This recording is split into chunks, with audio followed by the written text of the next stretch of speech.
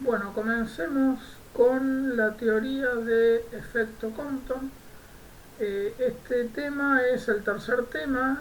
Ya vimos radiación de cuerpo negro y efecto fotoeléctrico. En los dos fenómenos vimos que la luz se comporta como partícula y no como onda. En el caso de la radiación de cuerpo negro, vimos cómo Planck supuso que lo que se establecía entre las paredes de la cavidad, en el interior de las paredes, en el interior de la cavidad, eh, supuso que los iones que estaban en la superficie de la cavidad intercambiaban energía de manera discreta. Posteriormente, luego de haber aparecido el efecto fotoeléctrico, se terminó de comprender que lo que había, digamos, dentro de la cavidad eran partículas de luz que eran absorbidos y reemitidos por los iones cargados en la superficie de la cavidad radiante. En el efecto fotoeléctrico vimos también que el fenómeno lo explicó Einstein suponiendo que lo que incidía sobre el metal para expulsar electrones eran partículas de luz, y el efecto fotoeléctrico se producía si la energía de cada partícula de luz superaba la energía de ligadura de cada electrón en la superficie del metal donde se produce el efecto fotoeléctrico. Ahora en el efecto Compton es el tercer caso, digamos, de la física donde el fenómeno no puede ser explicado tratando la luz como una onda, sino que hace falta tratarla como partícula.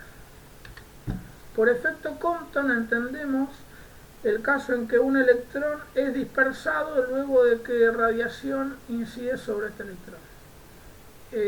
La diferencia respecto del caso del efecto fotoeléctrico es que el fotón incidente o la energía de la luz incidente es mucho más grande que la energía del fotón en el caso del efecto fotoeléctrico. Si aceptamos que lo que incide son partículas, vamos a ver que en el caso del efecto fotoeléctrico la energía de cada partícula de luz es de algunas unidades de electronvolt. Esas energías están dentro del rango visible aproximadamente. Y en el caso del efecto Compton, experimentalmente se observa cuando radiación X, cuya energía son de varios miles de electronvolt, inciden sobre una superficie metálica, y la energía de ligadura de los electrones menos ligados en el metal es de algunas unidades de electronvolt. Entonces, en teoría puede modelarse este fenómeno como si la partícula de luz incidiera con gran energía sobre un electrón que está libre. A lo largo de la charla lo que vamos a ver es que ese es el modelo de Compton. Supone que lo que incide sobre un electrón libre es una partícula de luz muy energética, entonces el electrón sale dispersado con gran energía y el fotón también es dispersable. Y el tratamiento que se hace en esta interacción es suponer que esta interacción es como si fuese un choque elástico de partículas, donde una de las partículas es una partícula de luz y la otra partícula es el electrón. Entonces vamos a comenzar analizando qué es lo que dice la física clásica. Vamos a ver cuál es la contradicción de la física clásica al explicar el fenómeno, y después vamos a proponer el modelo de Compton para entender el fenómeno observado experimentalmente. Clásicamente lo que tenemos es una onda electromagnética viajando, la cual va a incidir sobre un electrón. Desde la electrodinámica clásica lo que sabemos es que el campo eléctrico de la onda incidente hace vibrar al electrón en la dirección del campo eléctrico. Al ser un campo eléctrico oscilante, el electrón va a moverse hacia arriba y hacia abajo con la misma frecuencia de la onda electromagnética incidente. Entonces, también por la electrodinámica clásica sabemos que una carga en movimiento emite radiación, es decir, que este electrón, moviéndose hacia arriba y hacia abajo, con la frecuencia de la onda incidente va a reemitir una onda con la misma frecuencia y el mismo campo eléctrico. Es decir, que desde la física clásica, esta onda excita al electrón y este electrón excitado reemite la onda que incide en la misma dirección. Es decir, que luego del electrón debería observarse, según la física clásica, una onda viajando en la misma dirección, con la misma longitud de onda y los mismos campos eléctrico y magnético que generaron esa oscilación del electrón. Bueno, lo que se sabe es que experimentalmente lo que se midió antes de que Compton postule su modelo es que la radiación incidía sobre el electrón salía dispersado con una determinada energía cinética y una cantidad de movimiento diferente de cero, y había una onda electromagnética dispersada. Después, al cambiar el modelo, digamos, lo que se dispersaba era un fotón, pero antes de que se explique el fenómeno, lo que se sabía es que había una onda electromagnética dispersada que era dispersada en una dirección diferente a la dirección de incidencia de la onda original, y además cambiaba su frecuencia y cambiaba su longitud de onda. Este hecho, que aparezca una onda dispersada en otra dirección y con otra frecuencia y otra longitud de onda, es lo que no se podía explicar con la física clásica. Si volvemos para atrás, desde la electrodinámica vimos que la onda dispersada tenía que salir en la misma dirección y con la misma longitud de onda y por ende la misma frecuencia. Entonces, experimentalmente no podía explicarse esta nueva onda dispersada en otra dirección de movimiento. Para hacer las cuentas, digamos, vamos a definir los siguientes parámetros. La cantidad de movimiento del electrón lo vamos a anotar como P sub B. Antes de la colisión, antes de la interacción, esa cantidad de movimiento es cero. La cantidad de movimiento del electrón después de la dispersión, después de la interacción, es distinta de cero y lo vamos a llamar P sub B. La longitud de onda incidente lo vamos a anotar como lambda y la longitud de onda de la radiación dispersada lo vamos a anotar como lambda prima. Vamos a llamar phi al ángulo con que sale disparado el electrón respecto de la dirección en que incide el fotón incidente. Esa dirección lo vamos a elegir como el eje X. Y vamos a llamar θ el ángulo que forma la radiación dispersada respecto de la dirección de la radiación incidente.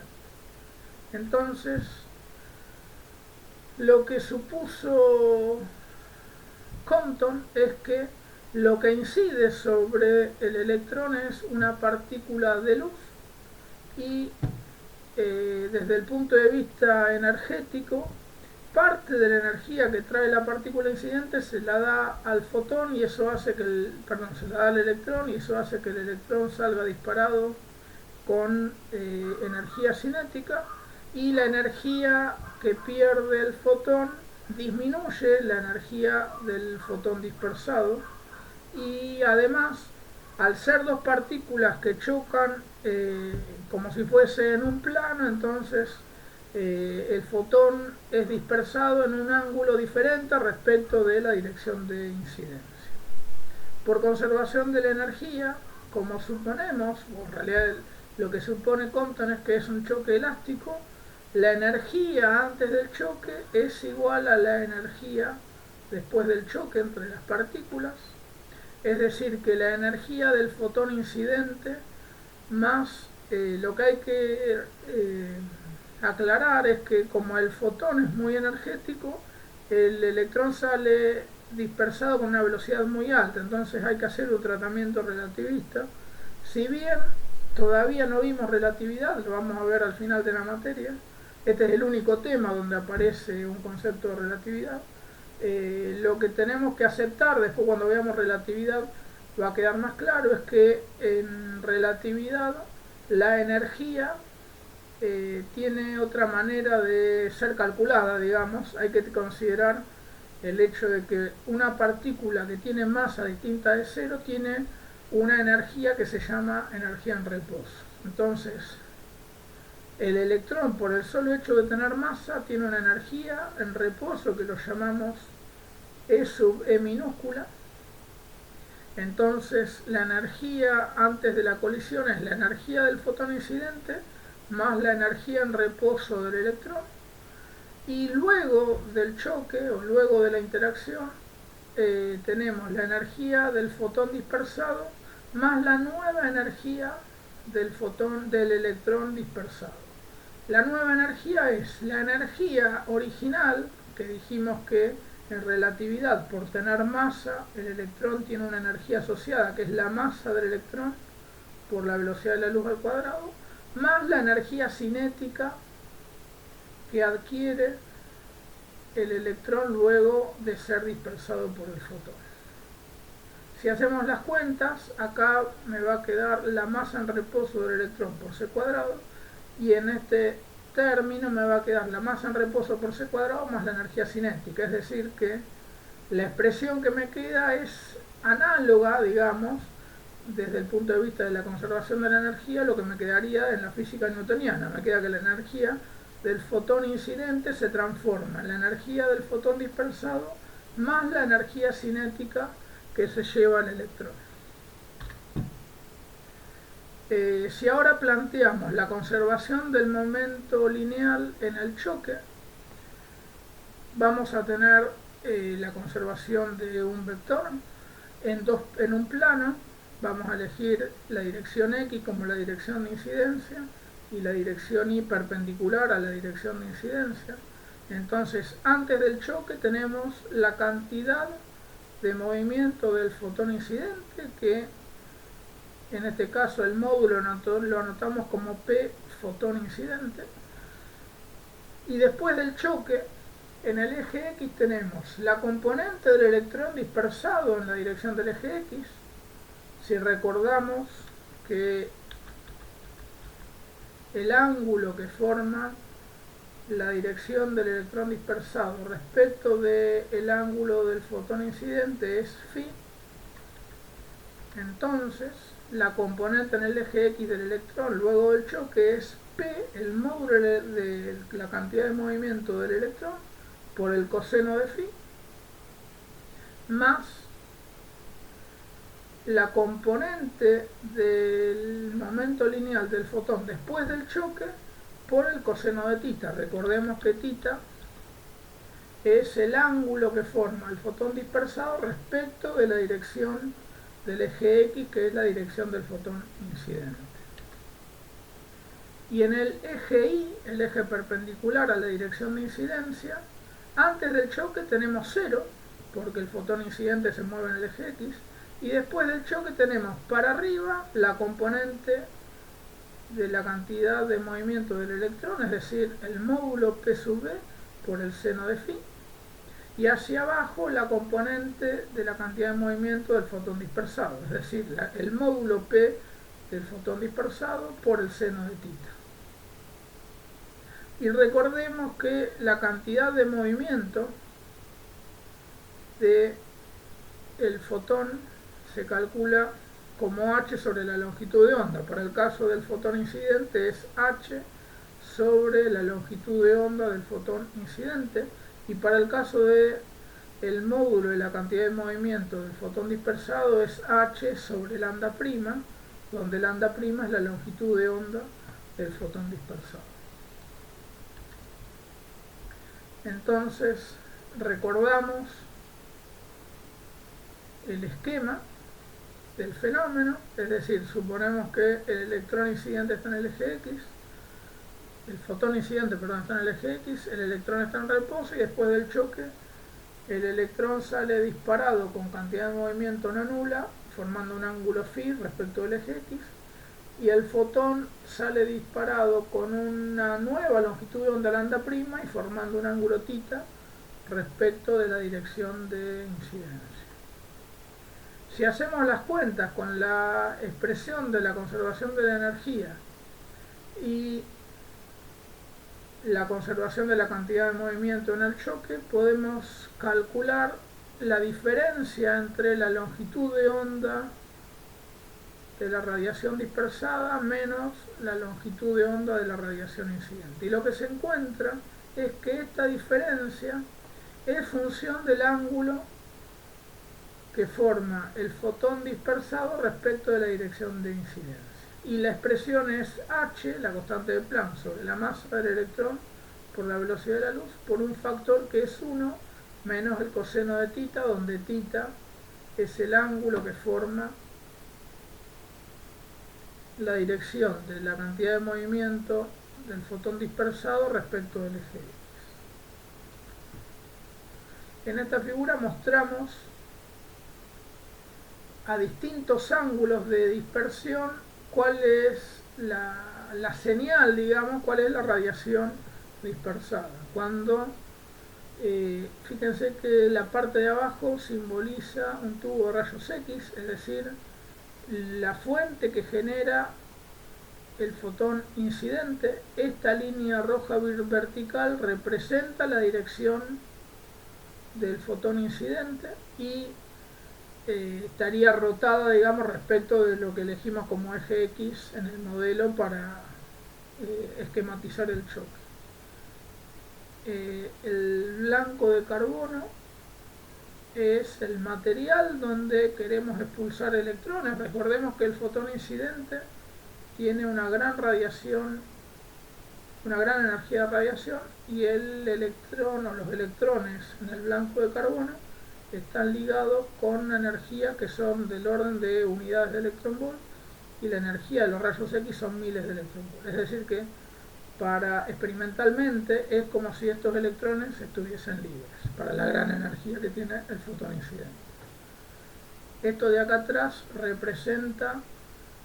es un cristal de calcio y es donde dispersamos la radiación que fue dispersada, digamos, por los electrones en el blanco de carbono. Esto es como si fuese una rendija en una experiencia de difracción. Utilizamos esto para colimar la radiación dispersada. Esta radiación es la dirección de la radiación original, es decir, tiene una longitud de onda igual a la longitud de onda incidente. Sin embargo, por eso vemos un único pico en la señal. Cuando cambiamos el ángulo de dispersión, es decir, los electrones que son dispersados acá salen formando un ángulo phi, y este ángulo de 45 grados es el ángulo θ que definimos en el esquema del choque. Cuando ponemos el detector a 45 grados, además de encontrar este pico para ángulo cero, que es la señal original, digamos, debido a la longitud de onda lambda, aparece un nuevo máximo que se lo asocia a la nueva dirección de dispersión, es decir, al ángulo θ igual a 45 grados. Y esta señal no corresponde a la longitud de onda lambda, sino a una longitud de onda lambda prima, que en este caso es 0,0715 nanómetros. Si seguimos rotando, por ejemplo a 90 grados, aparece otra longitud de onda lambda prima, en este caso θ vale 90 grados, además de medir la señal a θ igual a 0, en el efecto Compton experimentalmente se mide otra señal, otro máximo, bajo un ángulo θ igual a 90 con un lambda primo distinto. Y a 135 grados lo mismo, se mide otro máximo para otro lambda primo. Este ángulo y la longitud de onda lambda prima para cada uno de estos casos respeta esta expresión, la expresión que encontró Compton luego de haber supuesto o de haber modelado este fenómeno como si fuese un choque de partículas, donde una de las partículas es el fotón, una partícula de luz, y la otra partícula es el electrón en reposo. Bueno, y de esta manera, este es el tercer ejemplo o el tercer fenómeno que estamos viendo en la materia, donde hace falta tratar a la luz como si fuese una partícula. Los temas que siguen, la semana que viene vamos a ver los modelos atómicos. Vamos a empezar con el modelo de Thomson, el modelo de Rutherford, para terminar de describir el modelo de Bohr, que es el modelo previo a eh, la cuenta, digamos, exacta que se hace con la teoría de Schrödinger para resolver el átomo de hidrógeno. Después de esos temas vamos a ver la teoría de de Broglie, el principio de incerteza, y después viene la teoría de Schrödinger, que sería el final del módulo 1.